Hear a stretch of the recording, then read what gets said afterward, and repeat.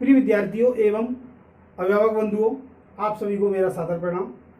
आपका हमारे चैनल में स्वागत है और मैं आपको विश्वास दिलाता हूं कि मैं आज से इस प्रकार की शुरुआत करने जा रहा हूं कि आज से 6ठी से 12वीं तक की सभी गणित की जो किताब है, सभी कक्षाओं की, उनका सॉल्यूशन बारी बारी से आपके सामने प्रस्तुत करूंगा और वो भी बिल्कुल फ्री में। इसके लिए आपको मेरा एक सहयोग करना है, प्रोत्साहन करना है। जो मेरा चैनल है उस चैनल को यदि आपको अच्छा लगे कि मैं आपके बच्चों को आपको एक अच्छी नॉलेज से अवगत कराना जा रहा हूँ, आपके बच्चे उसको अच्छे से समझ पा रहे हैं या आप उसको अच्छे से समझ पा रहे हैं, तो सब्सक्राइब करें ताकि मैं जब भी हर रोज़ जो वीडियो डालूंगा वो आपके पास उसकी नॉलेज, उसकी सूचना पहले पहुँच जाएगी ताकि आप उसको आसानी से और समय पर अध्ययन कर सको। और साथ में यदि बहुत अच्छा लगता है तो आप अपने मित्रों के साथ भी शेयर करें। तो आज पहले दिन आप सभी का एक बार पुनः हार्दिक स्वागत है। तो आइए शुरुआत करते हैं।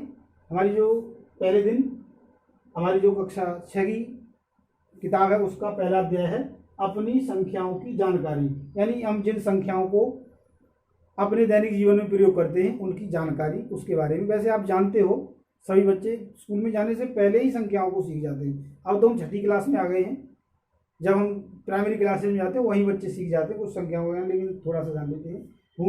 भूमिका तात्पर्य यह है, थोड़ी सी एक बात और मैं आपको बता दूं कि हमारे जीवन में कुछ घटनाएं ऐसी हैं जिनको हम कभी नहीं भूलते, लेकिन बहुत सारी घटनाओं को भूलते जाते हैं। उनको नहीं भूलते जिनका हमारे दिमाग पर एक अमिट छाप बन जाती है, और वह अमिट छाप तभी बनती है जब हमारा ध्यान उस घटना पर पूर्ण रूप से था। तो इसी प्रकार से हमारे बच्चे जो ज्ञान ग्रहण करते हैं, यदि उनका ध्यान भी हमारे टॉपिक पर पूर्ण रूप से होगा तो वह हमारी बातों को समझ पाएंगे। तो आग्रह करता हूं कि आप ध्यान से समझें, जो भी बात कह रहा हूं उसको तभी समझ पाओगे। वैसे ज़्यादा कठिन नहीं है, जो गणित है वो बहुत ही आसान विषय है, उसको कठिन विषय हमारे समाज में मान लिया गया है, इतना कठिन नहीं है। तो देखो, हम अपने दैनिक जीवन में संख्याओं का प्रयोग करते हैं कि हम बाजार में जाते हैं, कोई वस्तु लाते हैं तो 20 रुपए की आई है, 30 की आई है, 50 की आई है, 200 की आई है, तो क्या संख्याएं हैं। हमारे पड़ोस में एक परिवार है, उसमें 5 सदस्य हैं, दूसरे परिवार में 6 सदस्य हैं। एक हमारा मित्र है, उसके 3 भाई हैं, दूसरा मित्र है, उसके 4 भाई हैं या 2 बहनें हैं। इस प्रकार से हम संख्याओं का प्रयोग आमतौर पर करते रहते हैं। तो वह संख्याएं हमारे पास ऐसे ही नहीं आ गई, इसके पीछे काफी संघर्ष करना पड़ा हमारा जो समाज है। वैसे भी हम जानते हैं कि हमारी पृथ्वी पर जीवन की उत्पत्ति के साथ ही बहुत वर्षों तक हम एक ही प्रकार का जीवन जीते रहते, लेकिन आज का युग बहुत ही बदलाव का युग है, हर रोज बदलाव होते हैं।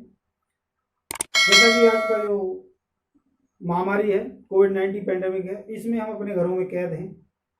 कभी राहत मिल जाती है तो बाहर आ जाते हैं, फिर ज़्यादा केस लगते हैं तो फिर सरकार लॉकडाउन लगा देती है। तो उसको ध्यान में रखते हुए हम अपनी सुरक्षा रखें, क्योंकि अब हमें इसके साथ ही जीना है। वैक्सीनेशन है, उसका स्वागत करें, लगवाएं, ताकि ज़्यादा मात्रा में इस प्रकार की जो कैजुअलिटी है वो ना हो। वैसे हम जानते हैं, जब हम घटनाएं देखते सुनते हैं कि वहाँ पर इतने किसी व्यक्ति की मृत्यु हो गई तो एक समाचार की तरह लगता है, लेकिन जब हमारे जानकार कोई व्यक्ति के साथ ऐसा होता है तो बहुत कष्ट होता है। इसलिए अपने आप को सुरक्षित रखें, जहाँ तक संभव हो।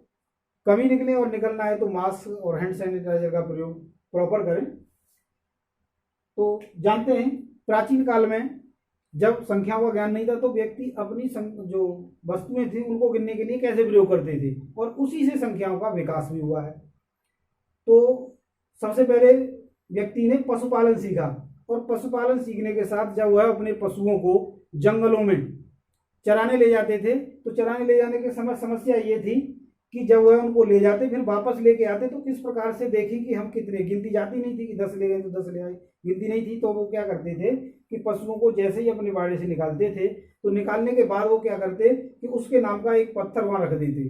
जितने पशु थे उतने ही पत्थर वहां मैच करके रखते जाते, वापस आते तो फिर मैच कर लेते और बात बन जाती कि हम इतने ले गए थे उतने आ गए।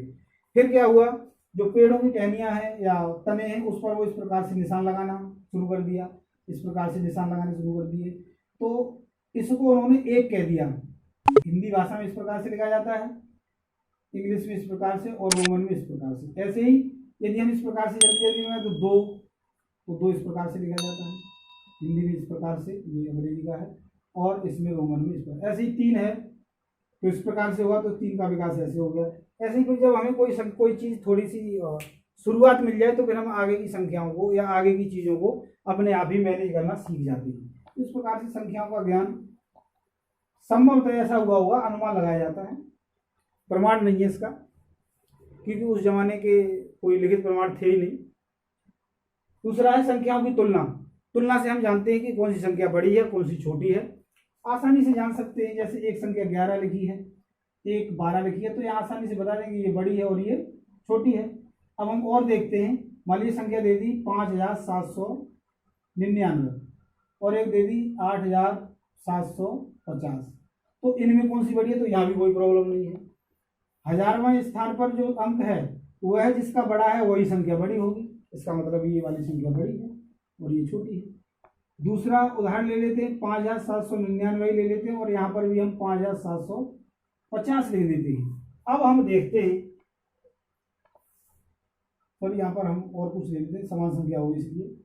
अब हम देखते हैं कि ये हजारवां जो अंक है वो समान है, इसका मतलब अब हम इसको छोड़ देंगे, अब हम इन संख्याओं को देखेंगे। तो इसमें ये जो सैकड़े के स्थान पर संख्या है वो ये बड़ी है, इसका मतलब ये संख्या बड़ी होगी। ऐसे ही हम आगे बढ़ते जाएंगे तो संख्याओं की तुलना करना सीख जाएंगे, यानी कौन सी संख्या बड़ी है और कौन सी संख्या छोटी है, आसानी से जान सकते हैं। अब हम देखते हैं अंकों का स्थानांतरण, यानी जैसे हम देखते हैं 5790 लिखा है और यदि हम इनको कहीं चेंज कर दें, मान लीजिए इनको ही इंटरचेंज कर दें 0795, तो यहाँ पर 5000 था, अब ये हजार की संख्या ही निरस्त हो गई। अब ये 795 रह गया, 1000 रहा ही नहीं। यानी यदि हम अंकों का स्थान बदल देते हैं तो उनकी वैल्यू भी बदल जाती है। अब देखते हैं संख्या 10,000 का प्रवेश। हम जानते हैं कि देखो 99 है जो, वो 2 अंकों की सबसे बड़ी संख्या, यानी इससे बड़ी कोई संख्या नहीं है 2 अंकों की। यदि हम इसमें 1 जोड़ देते हैं तो हमें 100 प्राप्त होता है, जो बड़ी है लेकिन 3 अंकों की है, 2 अंकों की थी। ऐसे ही 999 है, 1 जोड़ देंगे तो हमें 1000 प्राप्त होगा। 9999 है, 1 जोड़ देंगे तो हमें 10,000 प्राप्त होगा। इस प्रकार से संख्या 10,000 का प्रवेश हो गया, यानी हम उसको इस प्रकार से ज्ञात कर सकते हैं। अब हम देखते हैं स्थानीय मान। तो जो स्थानीय मान जो टॉपिक है, हम इसको एक उदाहरण से समझते हैं। स्थानीय मान 2 होते हैं, एक होता है आंकिक मान,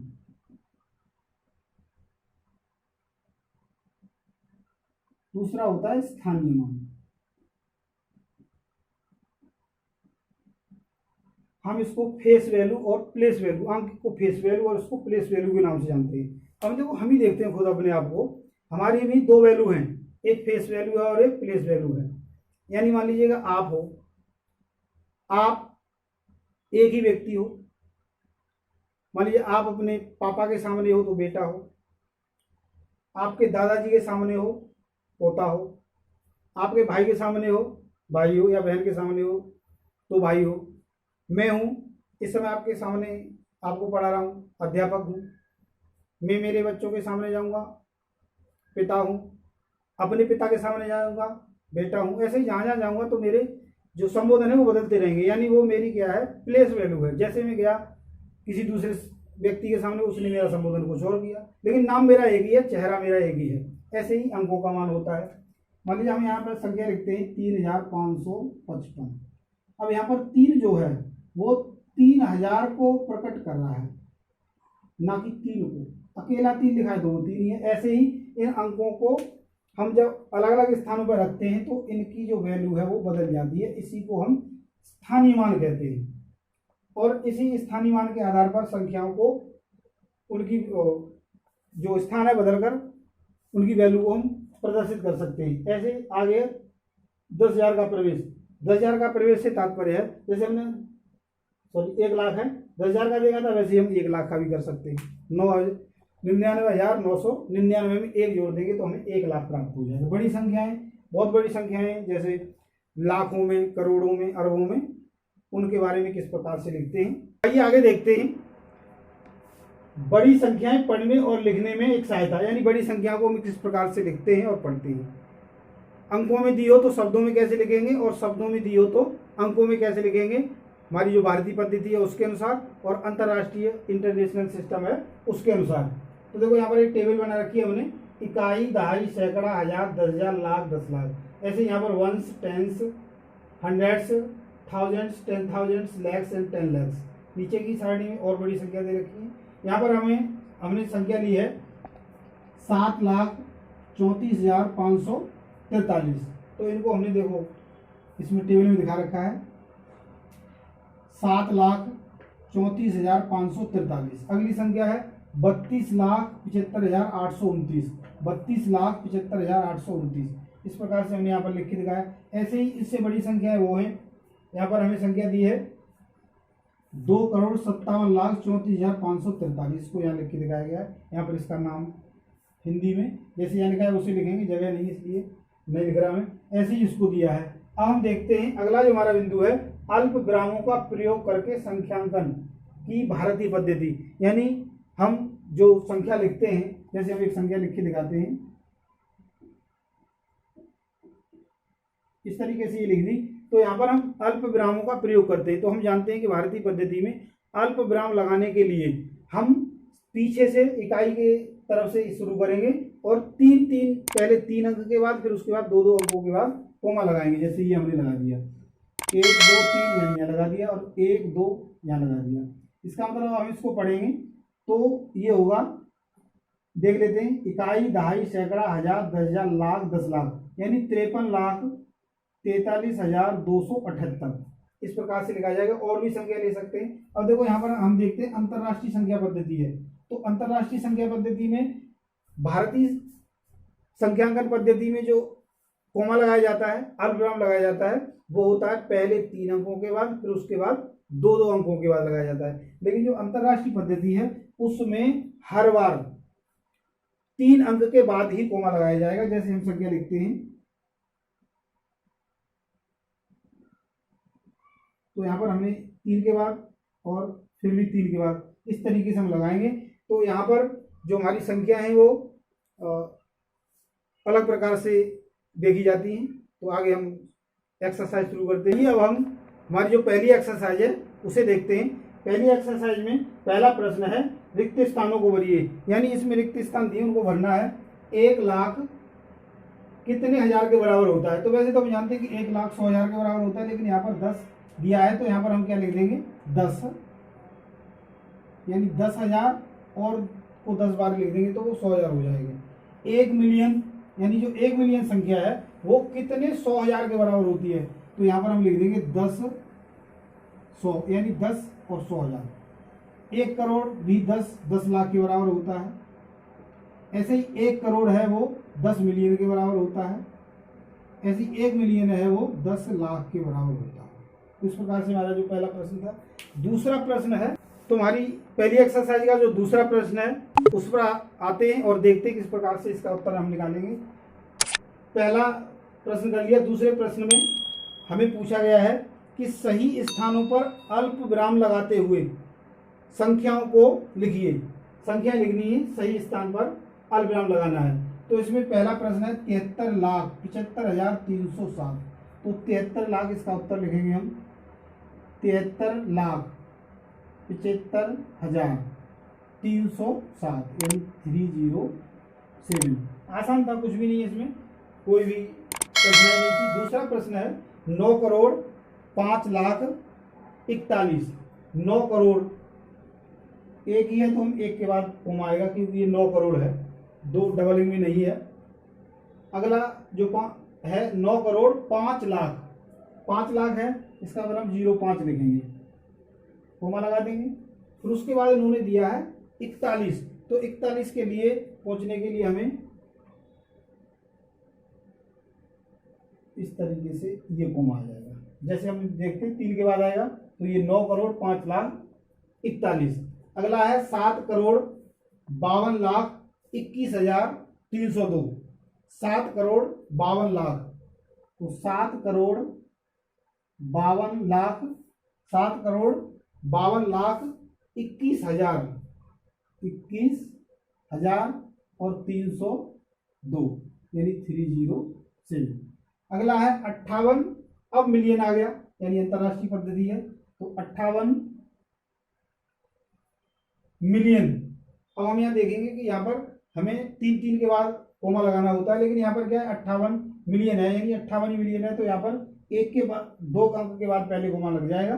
फिर है 423,000 यानी 423,000 और 202, 202। अगला है 23,30,000, उसमें मिट गया है 23,30,010, 23,30,010, इसको हमने लिखना है तो ये हो जाएगा आपका, देखो 23 लाख यानी 23 लाख है तो 2 के बाद कोमा लग गया। फिर उसके बाद है 30,000 यानी यहाँ पर भी 2 के बाद कोमा लगेगा 30,000। अब हमने क्या लिखना है कि 10 लिखना है, तो 1000 के बाद 10 पर पहुंचने के लिए हमें 3 अंक चाहिए, तो हम क्या करेंगे 0 और 1 0 यानी 3 के बाद हमें कोमा लगाना है लास्ट में। तो इस प्रकार से इसका हमने उत्तर प्राप्त कर लिया। अब हम देखते हैं जो हमारा तीसरा प्रश्न है, उसमें पूछा गया है कि उपयुक्त स्थानों पर अल्प विराम लगाइए और संख्या नामों को भारतीय संख्या पद्धति के अनुसार लिखिए। यानी भारतीय संख्या पद्धति के अनुसार हमें लिखना है। तो देखो यहाँ पर कोमा हम लगाएंगे पहले 3 के बाद, फिर 2 के बाद, तो ये पहले 3 फिर ये 2 फिर ये 2। इसका मतलब ये क्या है, इकाई, दहाई, सैकड़ा, हजार, 10,000, लाख, इकाई, दहाई, सैकड़ा, हजार, 10,000, लाख, 10 लाख और करोड़, यानी 8 करोड़, 8 करोड़।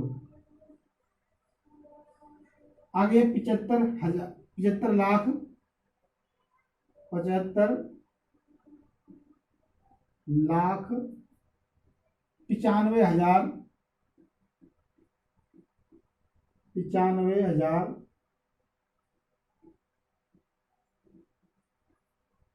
762,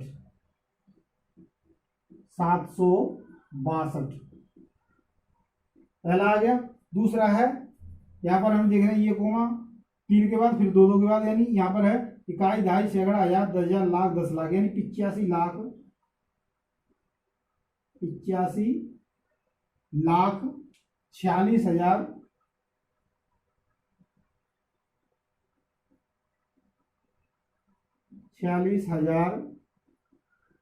46,283,